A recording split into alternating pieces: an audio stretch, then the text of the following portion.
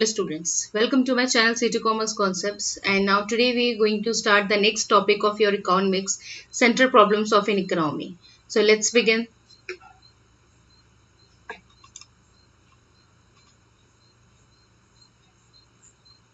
Okay, so the first thing is the basic problems or the central problems. Central problems का मतलब होता क्या है? ठीक है, लास्ट वीडियो में भी हमने इस चैप्टर के बारे में पढ़ा था कि basic problems of an economy की होती क्या क्या है, ऐसी कौन सी प्रॉब्लम्स है जो हमारी इकोनॉमी में हमको फेस करनी पड़ती है। तो उस इकोनॉमी में भी क्या है, कुछ सेंट्रल प्रॉब्लम्स है, यानी कि ऐसी प्रॉब्लम्स जो सबसे ज्यादा इंपॉर्टेंट होती हैं, मतलब जो जिनकी वजह से हमारी इकोनॉमी में इकोनॉमिक ग्रोथ में हमको फर्क पड़ता है। So they are known as the central problems. Okay, so central problems means the problems that are common and fundamental to all the economies. यानी कि वो ऐसी कॉमन प्रॉब्लम्स, ऐसी सेंट्रल प्रॉब्लम्स जो क्या है, जो हर एक इकोनॉमी के लिए क्या है, बहुत ही इंपॉर्टेंट है। यानी कि ये इस तरह की प्रॉब्लम्स जो है वो हर कोई फेस करता है। The basic economic activities of life are production, distribution, and disposition of goods and services. A society will be facing scarcity of resources during the time of fulfillment of these activities. यानी कि जो हमारी economic activity है, यानी कि जितने भी हमारी इकोनॉमिक एक्टिविटी में क्या जो भी प्रोडक्शन होता है, हम डिस्ट्रीब्यूट करते हैं, हम गुड्स एंड सर्विसेज प्रोवाइड करते हैं। ठीक है, तो यानी कि हमारी जो सोसाइटी है वो क्या फेस करती है, स्केर्सिटी ऑफ रिसोर्सेज, मतलब यानी कि किसी चीज की कमी है। ठीक है, यानी कि कभी एक ऐसा टाइम आता है कि जब लोग ये फेस करते हैं कि हमारी इकोनॉमी में क्या है, किसी भी चीज का प्रोडक्शन क्या है, रुक गया है, या किसी चीज की कमी हो गई है। ओके, तो उस टाइम पे हम क्या प्रॉब्लम फेस करते हैं, they are known as central problems. Okay, so the central problems of an economy revolve around these factors.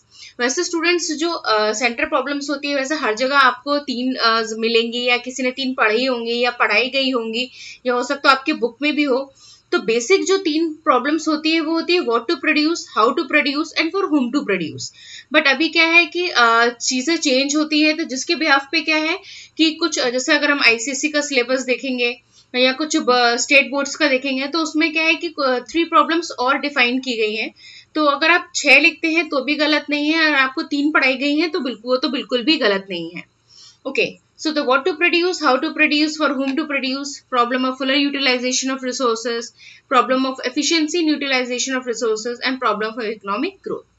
And students, कुछ बच्चे मेरे से नोट्स के लिए बोलते हैं कि मैम इसके नोट्स हमें प्रोवाइड करा दीजिए। तो स्टूडेंट्स, मैं आपको बताना चाहती हूँ कि ये जो मैं कंटेंट में बनाती हूँ वो मैं आपकी कुछ बुक से, कुछ हर जगह से, 2-3 जगह से देख के मैं ये कंटेंट इतना आपके लिए बनाती हूँ कि जितना आपके एग्जाम में पूछा जाता है। तो ये जो जो भी आप मेरा पीडीएफ देखते हैं, ये इसको आप अपने किसी भी कॉपी में आप इसको नोट डाउन कर सकते हैं।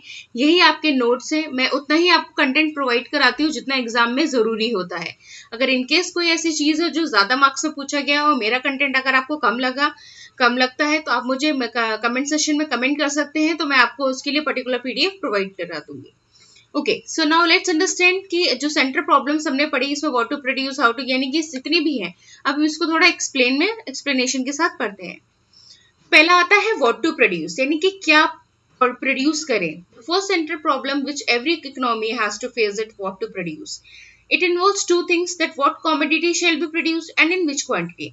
यानी कि हर एक कंट्री क्या सोचता है कि हम क्या एक ऐसी चीज को प्रोड्यूस करें जो क्या हमारी इकोनॉमी को बढ़ाएगा। ठीक है, और कितनी क्वांटिटी में उसको बनाए। Okay, it means it is a problem of determining the quantity of each commodity and service to be produced. यानी कि ऐसा ना हो कि हम किसी चीज को ज्यादा बना लें और उसका क्या हो, प्रोडक्शन के बाद सेलिंग कम हो जाए, या हम किसी चीज को कम बनाएं और उसका प्रोडक्शन ज्यादा होने लग जाए। तो इसलिए सबसे पहला एक हमारा सेंट्रल प्रॉब्लम जो होती है, हमारी बेसिक प्रॉब्लम होती है, वो ये होती है कि हम क्या प्रोड्यूस करें और कितनी कमोडिटी में उसको प्रोड्यूस करें। नेक्स्ट आता है हाउ टू प्रोड्यूस, यानी कि अगर हम किसी चीज के लिए तैयार होते हैं कि ओके हम ये पर्टिकुलर गुड्स को हम बनाना चाहते हैं, तो अब ये होता है कि अब उसको हम कैसे बनाएं। So this expect deals with the process और technique by which the goods and services can be produced. Generally, there are two techniques that can be used for producing, which are labor intensive and capital intensive. Labor intensive का मतलब क्या होता है, जिसमें वो technique जिसमें labour का use ज्यादा होता है, एंड कैपिटल इंटेंसिव मीन्स जिसमें कैपिटल का यूज जो है वो ज्यादा होता है। So the choice of technique by for production depends on the availability of the resources in the nation and hence resources allocation becomes a challenge. यानी कि कोई भी हमारे जो टेक्निक जो प्रोडक्शन है कि हम किसको कैसे प्रोड्यूस करें, ये दो चीजों के ऊपर बेस्ड होता है, labour intensive and capital intensive. Labour intensive क्या बताया, when we use more labour, capital when we use more capital. ये डिपेंड करता है कि हमारी इकोनॉमी कैसी चल रही है, या हमारे पास कितना कैपिटल है, या हम लेबर ज्यादा रख सकते हैं, या हम अपनी किसी भी मशीन में मशीन लगा सकते हैं, उसमें हम कैपिटल लगा सकते हैं, तो हमें लेबर की जरूरत कम होगी, क्योंकि अगर हम अच्छी मशीन लगा रहे हैं तो हमारे पास लेबर कम होगा। तो ये इस चीज पर डिपेंड करता है कि हम कौन सी कमोडिटी को कैसे यूज करें, that is how to produce. Next आता है फॉर होम टू प्रोड्यूस, यानी कि अब हम सब बना रहे हैं, हमने मशीन के लिए भी तैयार हो गए, हम लेबर के लिए, लेकिन हम वो किसके लिए कर रहे हैं, फॉर होम टू, हम किसके लिए वो प्रोडक्शन कर रहे हैं। This problem deals with determining the people who will be the final consumers of the goods and produced. As the resources and scarce in an economy, it becomes difficult to scatter to all the sections of society. It leads to the creation of a problem of choice in an economy, as a good that may in the demand among a section may not be in the demand for another section of society. Such a situation arises due to the difference in income distribution among the population, which cause a change in buying behavior. Okay, for whom to produce का मतलब क्या हो गया कि इसमें हम क्या problem को डील करते हैं, क्योंकि जो हमारे कंज्यूमर होते हैं, जो लोग होते हैं, वही हमारे क्या होते हैं, फाइनल कंज्यूमर होते हैं, जो हमारे प्रोडक्शन को बढ़ाते हैं या कम करते हैं। क्योंकि अगर आप कोई गुड प्रोड्यूस कर रहे हैं, ठीक है, और प्रोड्यूस करने के बाद अगर उसको हम अच्छा रिस्पॉन्स देंगे तो क्या होगा, आपका वो प्रोडक्शन अच्छा चलेगा। अगर किसी चीज को हम रिस्पॉन्स कम देंगे तो क्या होगा, उसका प्रोडक्शन कम होगा। तो यानी कि जो कंज्यूमर हम पीपल होते हैं वो क्या होते हैं, फाइनल कंज्यूमर होते हैं किसी भी गुड्स के प्रोडक्शन के लिए। ठीक है, उसी तरीके से इन्होंने बताया है कि जो that situation is arises because when the income distribution among the population, यानी कि जब लोगों की इनकम में क्या हो जाता है, डिफरेंस आ जाता है। ठीक है, तो लोग क्या करते हैं, जो लोगों का बाइंग बिहेवियर चेंज हो जाता है। बाइंग बिहेवियर का मतलब क्या हुआ कि अगर आज आपके पास सैलरी ज्यादा है, ठीक है, तो आप सोचते हैं अरे ऐसा काम करते हैं, मॉल में जाते हैं और मॉल से सारा सामान ग्रोसरी ले आते हैं।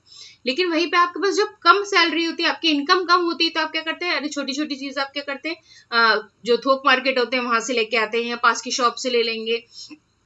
तो आपके वो बाइंग बिहेवियर में क्या आ जाता है, चेंज आ जाता है। पहले आप पार्लेजी बिस्किट खाते थे क्योंकि आपकी सैलरी कम थी, अब आपकी सैलरी अगर ज्यादा हो जाती है तो हो सकता है आप ओरियो खाते हो या कोई क्रीम बिस्किट खाते हो। तो ये क्या है, ये सारी चेंजेस क्या है, किसकी वजह से आता है, कंज्यूमर की वजह से आता है, क्योंकि वही क्या होते हैं, हमारे फाइनल कंज्यूमर्स होते हैं जो हमारे प्रोडक्शन को इंक्रीज और डिक्रीज करते हैं। Now come to the next, the problem of fuller utilisation of resources. इसमें क्या होता है कि देखिए, ये this problem is of employment and unemployment of resources. The sufficient amount of resources are not available in the economy to produce all the commodity it requires. Therefore, it is not desirable to leave the resources idle or unemployed. यानी कि अब क्या है कि आपके पास सब कुछ है, आपको प्रॉब्लम्स पता चल चुकी हैं कि हम गुड्स क्या बनाना चाहते हैं, क्यों बनाना चाहते हैं, हम गुड्स किसके लिए बनाना चाहते हैं। लेकिन उसके लिए मेन प्रॉब्लम क्या है, employment and unemployment of resources, यानी कि लोगों के पास क्या बेरोजगारी है, ठीक है, उनके पास जॉब नहीं है। तो sufficient amount of resources are not available in the, यानी कि किसी भी चीज, अगर आपको जो भी चीज चाहिए मार्केट में, वो क्या है, वो मार्केट में अवेलेबल नहीं है। ठीक है, ध्यान से समझिएगा, आप जो भी मार्केट में चीज चाहते हैं वो क्या होता है, कभी कभी अवेलेबल नहीं होता। वो अवेलेबिलिटी ना होने का रीजन क्या होता है कि उसका प्रोडक्शन नहीं हो रहा है। अब प्रोडक्शन कौन करेगा, जो लेबर्स है वो करेंगे। तो लेबर्स को जब तक वो एम्प्लॉयमेंट नहीं मिलेगा तब तक क्या है, प्रोडक्शन आगे बढ़ेगा नहीं, प्रोडक्शन नहीं बढ़ेगा तो वो मार्केट में चीज नहीं आएगी। ठीक है, तो ये होता है कि जब एम्प्लॉयमेंट से क्या है, सारी चीजें स्टार्ट हो जाती है। जब किसी को कोई जॉब नहीं मिली, जॉब मिलने से क्या हुआ कि हमारी फैक्ट्री में लोग लेबर्स नहीं है, उन्होंने फिर काम भी नहीं किया। नेक्स्ट आते हैं problems of efficiency and utilisation of resources. In this point of view, efficient use of resources means avoiding wastage of resources. यानी कि जो चीज हमारे काम की नहीं है उसको हम क्या करेंगे, उसको हम यूज ही नहीं करेंगे, मतलब वो हमारे लिए क्या एक वेस्टेज की तरह हो गया है। ठीक है, in a positive sense efficient use of resources means using the economy's resources in the most efficient way to satisfy people's wants and desires.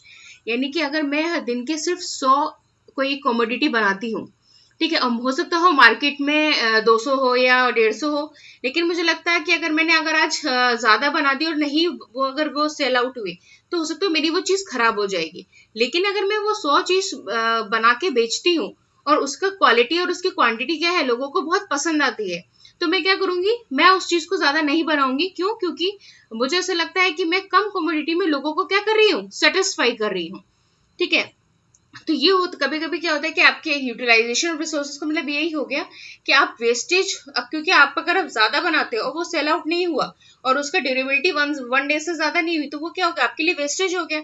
उसमें आपका सामान जितना भी आपने उसमें मटेरियल लगाया होगा या खाने की चीज हो या कोई भी, तो सब क्या हो गई, वेस्टेज हो गई। लेकिन मैंने अगर 100 कमोडिटी बना के अगर 100 लोगों को सेल किया, तो उससे क्या होगा, मैंने उन 100 लोगों को क्या किया, सेटिस्फाई किया, उनकी वांट्स को और उनकी डिजायर्स को। Next आता है problem of economic growth. Problem of economic growth is the problem of increase in economic capacity to produce goods and services. Every economy wants to increase its production capacity so as to increase national income and per capita income. यानी कि हर एक economy क्या चाहती है कि हमारे India में या हमारी कंट्री में क्या हो, एक अच्छा प्रोडक्शन हो। जब अच्छा प्रोडक्शन होगा तो हम क्या करेंगे, हम इंपोर्ट एक्सपोर्ट कर सकते हैं, और जिसकी वजह से क्या होगा, हमारा नेशनल इनकम और पर कैपिटा इनकम भी इंक्रीज होगा। ठीक है, तो उसके तो ये इसलिए ये भी क्या है, एक तरीके की प्रॉब्लम है कि increase in economic capacity to produce goods and service, यानी कि लोग अपनी कैपेसिटी को बढ़ाना तो चाहते हैं, लेकिन क्या है, वो प्रोडक्शन कैपेसिटी बढ़ नहीं पाती है, जिसकी वजह से क्या है, जिसका असर किस पे आता है, हमारी नेशनल इनकम और पर कैपिटा इनकम पे। तो ये है सारे हमारे centre problems of in economy students. I hope कि आपको सारे पॉइंट्स अच्छे से क्लियर हुए होंगे। If you have any doubt regarding any point, आप मुझे कमेंट सेशन में कमेंट कर सकते हैं कि आपको कोई पॉइंट नहीं समझ आया। नेक्स्ट वीडियो में नेक्स्ट टॉपिक के साथ लेके आती हूँ। और don't forget to like, share and subscribe students, because this is very important time कि अगर आप ये लोगों को शेयर करते हैं तो उनको भी बहुत हेल्प होगी। So that's for all today students, thank you.